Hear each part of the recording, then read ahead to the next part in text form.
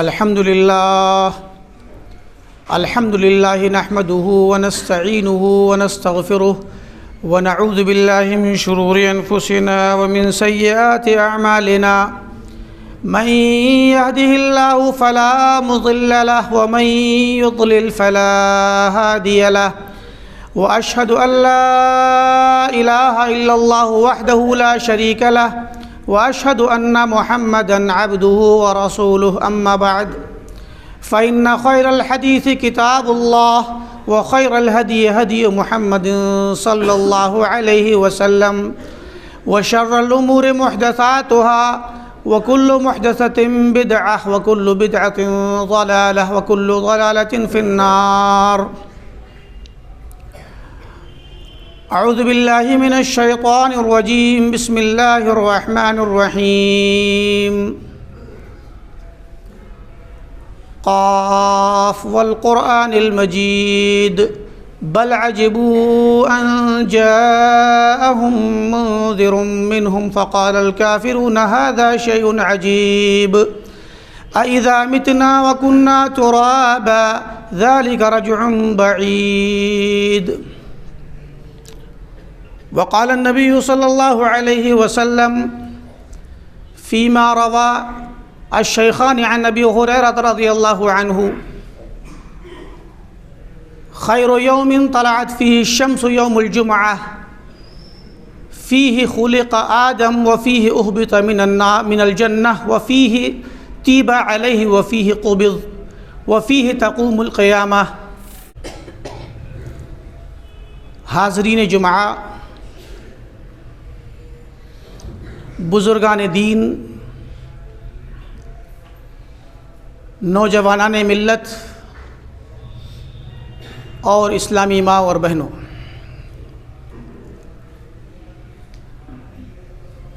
ایک مسلمان کی حیثیت سے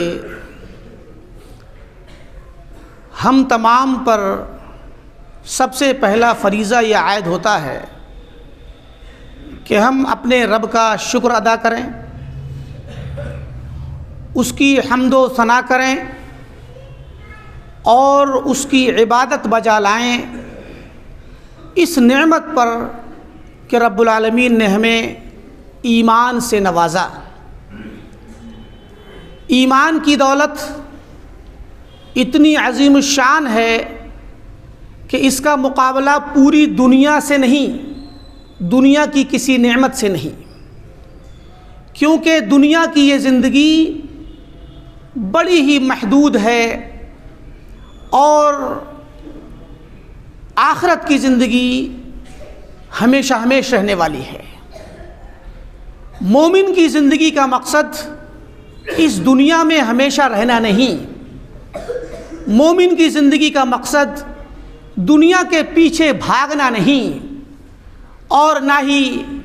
اس دنیا کی خاطر لڑائی جھگڑا کرنا، فتنہ و فساد پھیلانا، نہ ہی اس دنیا طلبی کے چکر میں ظلم و ستم کرنا، لوگوں کے حقوق غصب کرنا اور رب العالمین کو بھول جانا. یہ مومن کا شیوا نہیں ہے. ایمان اور اسلام، اس دنیا میں جب اسلام آیا تو دنیا اس وقت جہالت کے اندھیروں میں بھٹک رہی تھی. دنیا والوں کو پتہ نہیں تھا کہ یہ جو ظاہری زندگی ہے اس کے بعد بھی کچھ ہونے والا ہے، بلکہ انہوں نے اپنے طور پر یہ طے کر لیا تھا اور یہ فیصلہ کر لیا تھا کہ ہمیں یہیں جینا ہے اور یہیں مر کر کے مٹ جانا ہے، ختم ہو جانا ہے. لیکن جب اسلام آیا تو اسلام نے اس بات کی وضاحت کی، قرآن کریم نے اس بات کی صراحت کی، پیارے نبی صلی اللہ علیہ وسلم نے لوگوں کو بتلایا کہ یہ دنیا کی زندگی محض عارضی ہے، چند دنوں کی ہے، اصل زندگی آخرت کی ہے. وَإِنَّ الْحَيَاةَ الْآخِرَةَ لَهِيَ الْحَيَوَانُ، آخرت کی جو زندگی ہے وہی اصل زندہ رہنے والی ہے. وَالْآخِرَةُ خَيْرٌ وَأَبْقَىٰ، آخرت بہتر ہے اس دنیا سے اور زیادہ رہنے والی، ہمیشہ رہنے والی ہے۔ اس چیز کا پیغام اسلام نے بہت ہی شد و مد کے ساتھ دیا۔ آپ اگر قرآن کریم کے اندر غور کریں گے، قرآن کریم کی تلاوت کریں گے، پڑھیں گے سمجھ کر کے، تو آپ کو پتہ چلے گا کہ قرآن کریم شروع سے لے کے آخر تک ہر صورت میں قرآن کی آخرت کا ذکر ہے۔ تقریباً چند صورتیں چھوٹی چھوٹی، اما پارے کی آخری پارے کی چند صورتیں ہوں گی جو چونکہ چھوٹی چھوٹی صورتیں ہیں، ان میں کچھ باتیں نہیں آئی ہیں، ورنہ 114 صورتوں میں 100 سے زیادہ صورتوں کے اندر قرآن کریم کے اندر آخرت کا ذکر ہے، آخرت کی تفصیلات ہیں۔ اسی طریقے سے پیارے نبی صلی اللہ علیہ وسلم بھی، آپ نے بھی آخرت کی تفصیلات بیان کی ہیں۔ آخرت کا ذکر آپ ہمیشہ کیا کرتے تھے، اپنی احادیث میں آپ بیان کرتے تھے، من کان یؤمن باللہ والیوم الآخر، جو شخص اللہ پر ایمان رکھتا ہے اور آخرت پر ایمان رکھتا ہے، اور اس کے بعد پھر آپ اپنی بات کہتے۔ کبھی آپ نے لوگوں کے متعلق اس میں طرح طرح کی باتیں کہیں کہ جو شخص اللہ پر ایمان رکھتا ہے اور آخرت پر، اس کو چاہیے کہ فلیقل خیرا او لیصمت، چاہیے کہ بہتر بات کہا کرے، زبان کھولے تو اچھی بات کہے ورنہ خاموش رہے، اگر اللہ پر ایمان ہے اور آخرت پر ایمان ہے تو۔ اسی طریقے سے بہت ساری آپ نے باتیں کہیں، انہی میں بھی ہے کہ فلیکرم جارہ، اپنے جو شخص اللہ پر اور آخرت پر ایمان رکھتا ہے اسے چاہیے کہ وہ اپنے پڑوسی کے ساتھ اچھا سلوک کرے۔ اس طرح سے طرح طرح کی احادیث میں اللہ کے نبی صلی اللہ علیہ وسلم نے آخرت کو جوڑا بھی ہے اور آخرت کی تفصیلات بیان کی ہیں، مردے کے یا مرنے والے شخص کے مرنے سے لے کر کے اور قیامت تک، آخر تک، جنتی جنت میں چلے جائیں گے، جہنمی جہنم میں چلے جائیں گے، ہر چیز کی تفصیل ہے۔ اسی لیے حضرت حنظلہ رضی اللہ تعالیٰ عنہ فرماتے ہیں کہ یا رسول اللہ، ہم آپ کے پاس ہوتے ہیں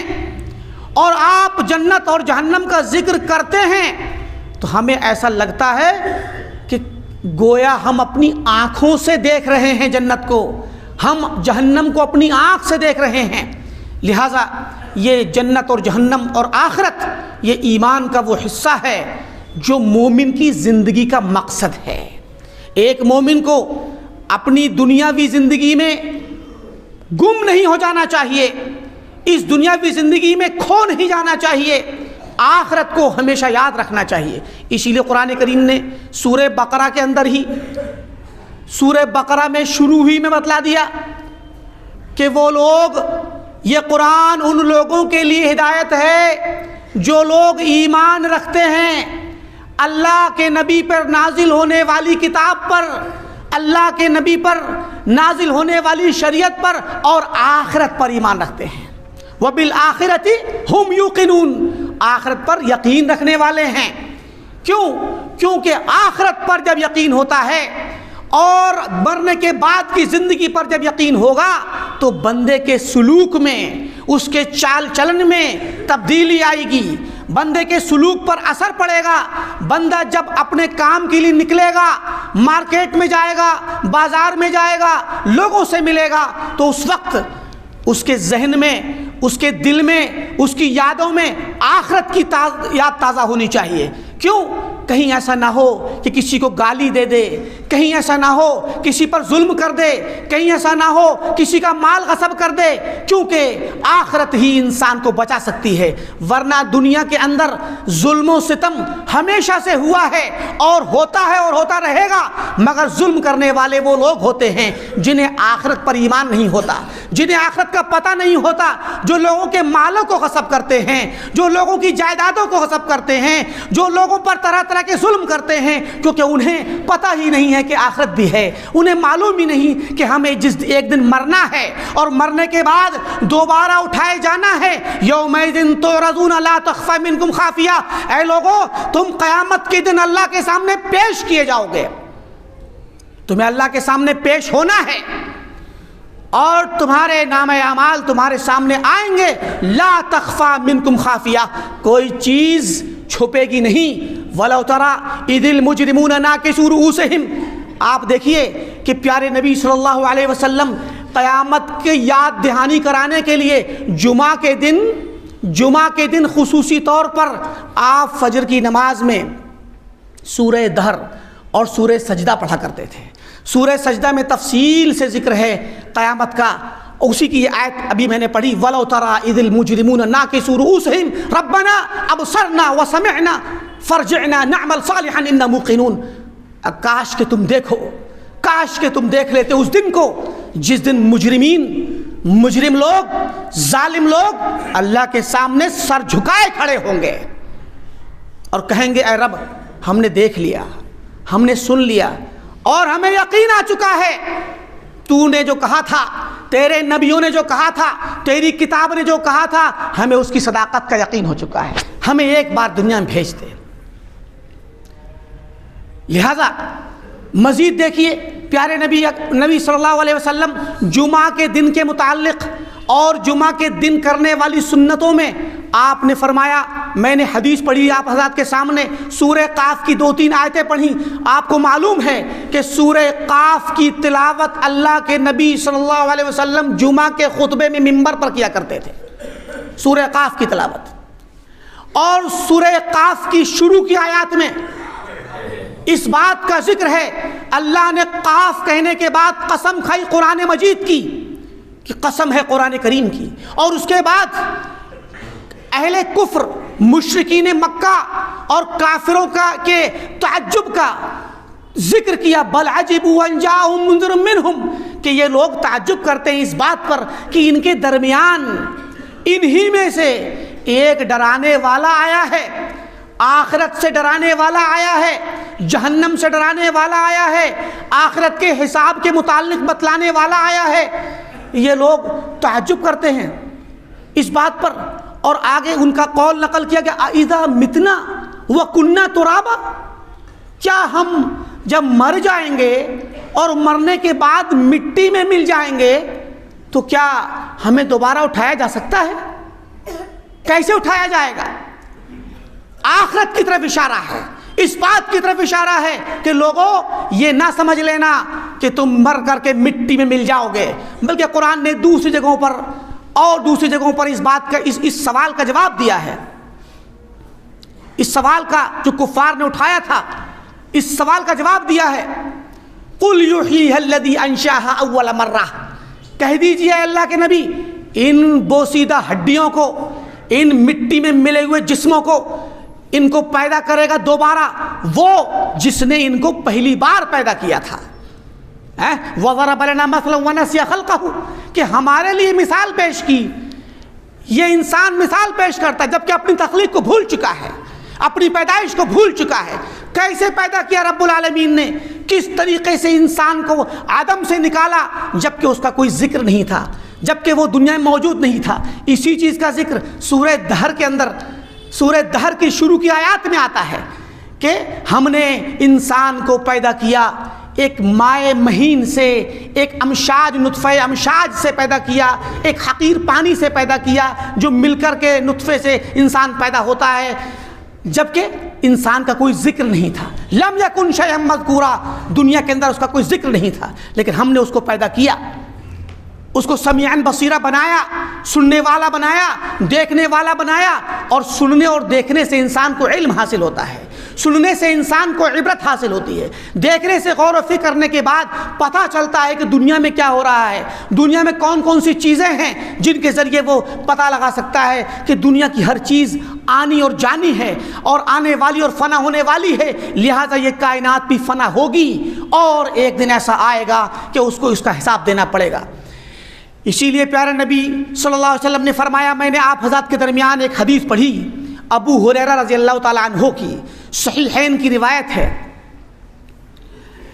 اس روایت کے اندر ابو ہریرہ فرماتے ہیں پیارے نبی صلی اللہ علیہ وسلم نے ارشاد فرمایا، خیر یوم طلعت فیہ الشمس، سب سے بہتر دن جس میں سورج طلوع ہوتا ہے، ہفتے کے 7 دنوں میں سب سے بہتر دن جس میں سورج طلوع ہوتا ہے یوم الجمعہ، جمعہ کا دن ہے، سب سے افضل دن جمعہ کا دن ہے۔ ہفتے کے 7 دنوں میں سب سے افضل دن جمعہ کا دن ہے۔ فرمایا فیہ خلق آدم،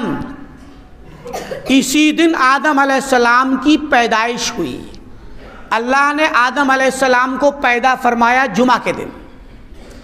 وَفِيهِ أُهْبِطَ مِنَ الْجَنَّةِ، اور اتفاق یہ بھی ہے کہ اسی دن آدم علیہ السلام کو جنت سے نکالا بھی گیا، زمین پر پھینکا بھی گیا، اور آدم علیہ السلام اپنی غلطی اور خطا پر پشیمان ہوتے رہے، روتے رہے، اللہ سے معافی مانگتے رہے۔ اللہ نے انہیں کلمات سکھلائے، دعا سکھلائی کہ ان کلمات کے ذریعے معافی طلب کرو، اور وہ روتے رہے یہاں تک کہ جب ان کی توبہ قبول ہوئی، فرماتے وَفِيهِ تِيبَ عَلَيْهِ، اسی دن آدم علیہ السلام کی توبہ بھی قبول کی گئی۔ قیامت اسی جمعہ کے دن آدم علیہ السلام کی توبہ قبول ہوئی، اور وَفِيهِ قُبِض، اور اسی دن آدم علیہ السلام کی وفات بھی ہوئی۔ اس پر آپ صلی اللہ علیہ وسلم نے مزید فرمایا کہ وَفِيهِ تَقُومُ الْقِيَامَةِ، اسی دن قیامت بھی قائم ہوگی، قیامت قائم ہوگی جمعہ کے دن۔ اور بعض روایات میں تفصیل کے ساتھ اس کا ذکر ہے، موطا امام مالک کی روایت ہے، اور امام حاکم نے اپنی مستدرک میں نقل کیا ہے، اور اس کو شیخین کی شرط پر قرار دیا ہے، شیخ البانی رحمہ اللہ نے بھی صحیح قرار دیا ہے۔ موطا کی روایت میں یہ الفاظ ہیں کہ قیامت قائم ہوگی فجر کے بعد اور طلوع شمس کے درمیانی وقت میں، اور موطا کی روایت میں یہ بھی الفاظ ہیں کہ دنیا کے اندر جینے والا کوئی بھی جانور اور کیڑا مکوڑا دابہ سوائے جن اور انسانوں کو چھوڑ کر کے، انسان اور جنوں کو چھوڑ کر کے، ان کے ماں سوا جتنے بھی جانور اور جتنے بھی کیڑے مکوڑے اور جاندار ہیں، فرمایا جمعہ کے دن وہ روتے ہیں، اس ڈر سے کہ کہیں قیامت قائم نہ ہو جائے۔ لہذا یہی وہ نقطہ ہے جس کی بنا پر پیارے نبی صلی اللہ علیہ وسلم سورہ دہر کی تلاوت کیا کرتے تھے فجر میں، اور اس سورہ دہر کے اندر جنت کا ذکر ہے کہ اہل ایمان کو کس طریقے سے جنت میں نعمتیں ملیں گی، اور سورہ سجدہ کی تلاوت کیا کرتے تھے، اس میں جہنم کا بھی ذکر ہے اور جنتیوں کا بھی ذکر ہے۔ فَلَا تَعْلَمُ نَفْسٌ مَّا أُخْفِيَ لَهُم مِّن قُرَّةِ أَعْيُنٍ، کوئی شخص نہیں جانتا کہ ان کے لیے کیا چھپا کے رکھا گیا ہے قیامت کے دن جو آنکھوں کی ٹھنڈک ہوگا۔ تو یہ اللہ تعالیٰ نے قرآن کریم کی ان 2 صورتوں میں بہت ساری باتیں ہیں، لیکن قیامت کا خصوصی ذکر ہے۔ اب آپ اندازہ لگائیے کہ پیارے نبی صلی اللہ علیہ وسلم صحابہ کرام کے درمیان جب صلاۃ اور فجر کی نماز پڑھاتے تو سورہ سجدہ سے شروع کرتے، اور اس کے بعد سورہ دہر پہ ختم کرتے، اور اس کے ذریعے ان کی یاد دہانی کراتے کہ لوگوں جو فجر کی نماز میں آئے ہو، جان لو کہ اسی آج ہی کے دن قیامت قائم ہونی ہے، لہٰذا قیامت کی تیاری کر لینی چاہیے۔ اسی کے ساتھ آپ جمعہ کے وقت جمعہ کے لیے جب کھڑے ہوتے سورہ قاف کی تلاوت کرتے، اور اس میں بھی قیامت کا اشارہ ہے، اس میں بھی قیامت کا ذکر ہے، گویا قیامت کی یاد دہانی کرا دیتے۔ مزید جمعہ کے دن آپ صلاۃ میں، جمعہ کی نماز میں جب آپ نماز پڑھاتے تو سورہ اعلیٰ اور سورہ غاشیہ کی تلاوت کرتے، سبحان اللہ، آپ اس کے ذریعے یاد دہانی کراتے۔ سورہ اعلیٰ کے اندر بہت ساری باتیں کہی گئی ہیں، تزکیہ نفس کی باتیں کہی گئی ہیں، قد افلح من تزکا وذکر اسم ربی فصلی بل تؤثرون الحیات الدنیا والآخرۃ خیر وابقی۔ اے لوگو، تم تو دنیاوی زندگی کو بہت زیادہ پسند کرتے ہو، ترجیح دیتے ہو، دنیا کی زندگی کو سب کچھ سمجھتے ہو، جبکہ حقیقت یہ ہے کہ آخرت زیادہ بہتر ہے اور ہمیشہ ہمیشہ رہنے والی ہے۔ اور سورہ غاشیہ، غاشیہ تو قیامت کا ہی نام ہے۔ غاشیہ کا مطلب ہوتا ہے چھا جانے والی، لوگوں کے اوپر چھا کر کے ڈھانپ لینے والی، اور لوگوں کو پر اس طریقے سے غالب آ جانے والی کہ کوئی اس سے پیچھا نہ چھڑا سکے۔ هل اتاک حدیث الغاشیہ، کیا تمہارے پاس غاشیہ کی بات اور ذکر آیا ہے؟ کیا ہے غاشیہ؟ قیامت ہے، وہ سب پہ چھا جائے گی۔ وجوہ یومئذ خاشعہ، اس دن بہت سارے چہرے جھکے ہوئے ہوں گے، جیسے کہ سورہ سجدہ میں کہا گیا وَلَوْ تَرَىٰ إِذِ الْمُجْرِمُونَ نَاكِسُو رُءُوسِهِمْ، کاش تم دیکھتے کہ مجرم لوگ اپنے چہروں کو اور سروں کو جھکائے ہوئے ہوں گے۔ وجوہ یومئذ خاشعہ، بہت سے چہرے جھکے ہوئے ہوں گے۔ عاملۃ ناصبہ، بہت عمل کیے ہوں گے، عمل کم نہیں کیے ہوں گے انہوں نے، عمل کرتے کرتے تھک چکے ہوں گے۔ ناصبہ، تھکان محسوس کر رہے ہوں گے۔ دنیا میں بہت اعمال کیے مگر ایمان کے ساتھ نہیں کیے، عمل تو کیے مگر توحید پر نہیں کیے، اعمال تو کیے مگر سنت پر نہیں کیے، بدعات کے ساتھ کیے، خرافات کے ساتھ کیے، عمل جو سن لیا وہ کر لیا، اس کی تحقیق نہیں کی، کیونکہ عمل زیادہ کرنا مقصود نہیں بلکہ اچھا عمل کرنا مقصود ہے۔ فرمایا بہت سارے اعمال کیے ہوں گے اور تھکے ہوئے ہوں گے، انجام کیا ہوگا؟ تَصْلَىٰ نَارًا حَامِيَةً،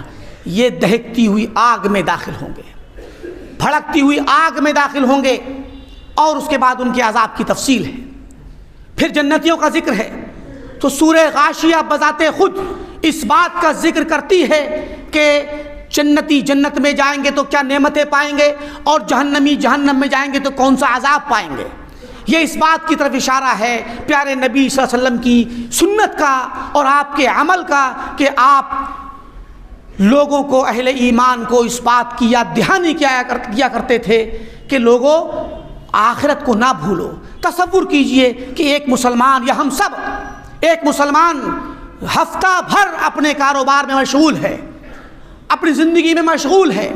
اپنی مشغولیات میں ہے، چاہے وہ دنیاوی کسی بھی طرح کے کام ہوں یا بہت سارے انتظامی کام ہوں، ملک کو چلانے کے کام ہوں یا اپنے گھر کے چلانے کے کام ہوں، کسی بھی کام میں مشغول ہے۔ ہفتے میں ایک بار شریعت نے جمع ہونے کا حکم دیا، جمعہ کے دن اکٹھا کیا گیا، یہ بتانے کے لیے کہ اے لوگوں، جس طرح آج ہم جمعہ کے دن اکٹھا ہیں ایسے ہی قیامت بھی آئے گی اور قیامت میں اکٹھا ہوں گے۔ جس طرح آج جمعہ کے دن بلایا گیا، اس کا مقصد یہ تھا کہ لوگوں کو یاد دہانی کرائی جائے، ان کے دین کے بارے میں بتلایا جائے، اور انہیں آخرت اور ان کے دین کا، ان کی زندگی کا مقصد بتلایا جائے۔ ان باتوں کو بتانے کا مقصد یہ ہے کہ ایک مومن پر فرض ہے، ایک مسلمان پر فرض ہے کہ وہ اپنی زندگی کے مقصد کو پہچانیں اور وہ جانیں کہ میرے اوپر شریعت نے کون سے واجبات فرض کیے ہیں، اور یہ اسلام، یہ آخرت کا تصور اور یہ قیامت کے دن حساب کتاب دینے کا خیال، یہ اسی وقت آئے گا جب ایک مومن، ایک مسلمان آخرت کا علم حاصل کرے گا، دین کا علم حاصل کرے گا۔ اور ان چیزوں، پیارے نبی صلی اللہ علیہ وسلم جب بیان فرماتے تھے تو صحابہ کے لیے تو ایک جملہ بول دینا ہی کافی تھا، وہ اہل زبان تھے، عربی زبان کو جانتے تھے، عربی زبان سمجھتے تھے، قرآن کریم کی آیات کو سمجھتے تھے۔ لیکن ہم چونکہ اہل زبان نہیں ہیں، قرآن سن کر کے ہمیں پتہ نہیں چلتا کیا کہا گیا ہے، لہٰذا ہم پہ فرض ہے کہ ہم اپنے دین کو سمجھیں، قرآن کو سمجھیں اور شریعت کے مقاصد کو سمجھیں، ورنہ آج ہم جو زندگی جی رہے ہیں، ہمارے جو اعمال ہیں، ہماری جو صورتحال ہے، ہماری صورتحال اس سے بھی زیادہ بری ہو جائے گی۔ ہم دنیا میں مشغول ہو چکے ہیں، دنیا میں کھو چکے ہیں، رب کو بھول چکے ہیں، مزید بھول جائیں گے، الحاد ہمارے درمیان آ جائے گا، ظلم و ستم آ جائے گا، اور ظلم کرنے والے مظلوم بھی ہوتے ہیں، کہیں ہم ظلم کرتے ہیں، کہیں ہم پہ ظلم کیا جاتا ہے۔ لہٰذا ظلم کا بدلہ ظلم دنیا میں بھی ہے اور آخرت میں بھی۔ الظلم ظلمات یوم القیامہ، ظلم کرنے والا یہ نہ سمجھے کہ وہ بچ جائے گا، آخرت کے اندر پکڑا جائے گا۔ لہٰذا ضرورت اس بات کی ہے کہ ہم اپنے آپ کو پہچانیں، اپنی زندگی کے مقصد کو پہچانیں، اور جمعہ کے دن پیارے نبی صلی اللہ علیہ وسلم نے اسی ابو ہریرہ رضی اللہ عنہ کی روایت کے اندر یہ بھی فرمایا کہ جمعہ کے دن ایک ایسی گھڑی ہے کہ جس گھڑی کے اندر بندہ اگر وہ رب العالمین کی عبادت کرتا ہو اور اس عبادت میں صلاۃ میں مشغول ہو اور وہ اس وقت اس گھڑی کو پا جائے اور کوئی دعا کر لے تو وہ دعا قبول ہوتی ہے۔ جمعہ کے دن، اسی لیے پیارے نبی صلی اللہ علیہ وسلم نے جمعہ کے دن صلاۃ اللہ کے نبی صلی اللہ علیہ وسلم پر درود پڑھنے پر کی ترغیب دلائی کہ فَأَكْثِرُوا فِيهِ مِنَ الصَّلَاةِ عَلَيَّ فَإِنَّ صَلَاتَكُمْ مَعْرُوضَةٌ عَلَيَّ کہ تم لوگ جمعہ کے دن خصوصی طور پر میرے اوپر درود پڑھا کرو، مجھے یاد کرو اور میرے اوپر درود و سلام پڑھو، کیونکہ تمہارا درود و سلام میرے پاس پیش کیا جاتا ہے۔ اور حدیث میں آتا ہے من صلی علیہ صلاۃ واحدہ صلی اللہ علیہ بہا عشرہ، جو شخص میرے اوپر ایک مرتبہ درود پڑھے گا اللہ تعالیٰ اس شخص پر 10 مرتبہ اپنی رحمت نازل کرے گا۔ لہٰذا جمعے کے دن ہمارے اوپر فرض ہے کہ ہم اللہ رب العالمین کو یاد کریں، آخرت کو یاد کریں۔ اس اجتماع کو جو جمعے کے خطبے کے وقت ہوتا ہے، اس اجتماع کو یاد کر کے آخرت کو یاد کریں کہ آخرت میں بھی ایک دن ہمیں اکٹھا ہونا ہے، رب العالمین کے پاس جانا ہے، اپنے کرتوتوں کا حساب کتاب دینا ہے اور اپنے اعمال کو مزید اچھا کرنے کے لیے، نیک اور نیکیاں بڑھانے کے لیے، اللہ کی رحمت کے نزول کو حاصل کرنے کے لیے ہمیں چاہیے کہ ہم اللہ کے نبی صلی اللہ علیہ وسلم پر درود پڑھیں اور آپ کو درود کے ساتھ یاد کریں۔ علماء کرام نے اس بات کی صراحت کی ہے، بہت ساری احادیث میں الگ الگ اقوال ہیں کہ یہ گھڑی کس وقت ہوا کرتی ہے۔ بعض علماء نے کہا ہے، تحقیقی طور پر 2 قول بہت ہی زیادہ مضبوط ہیں، جن میں سے ایک قول یہ ہے کہ جب امام خطبے کے لیے ممبر پہ چڑھتا ہے اس وقت سے لے کر جب تک کہ خطبہ ختم نہ ہو جائے اس دوران وہ گھڑی ہوتی ہے جس میں دعا قبول ہوتی ہے۔ اور دوسرا قول جو اس سے بھی زیادہ قوی ہے وہ یہ ہے کہ عصر کی نماز کے بعد سے لے کر کے جب تک سورج غروب ہو اس دوران وہ گھڑی ہوتی ہے، جس میں ایک مومن کو چاہیے کہ اس میں اللہ تعالیٰ کو یاد کرے اور وہاں اس کو تلاش کرے اور اس میں اللہ کے نبی صلی اللہ علیہ وسلم پر درود پڑھے۔ لہذا ضرورت اس بات کی ہے کہ ہم اپنی زندگی کے مقصد کو سمجھیں اور اپنے اسلام کے مقصد کو سمجھیں، اپنے رسول کی سنت کو سمجھیں اور جمعہ کے دن کے مقصد کو سمجھیں اور آخرت پر ایمان لاتے ہوئے اس کے لیے تیاری کریں۔ اللہ رب العالمین سے دعا ہے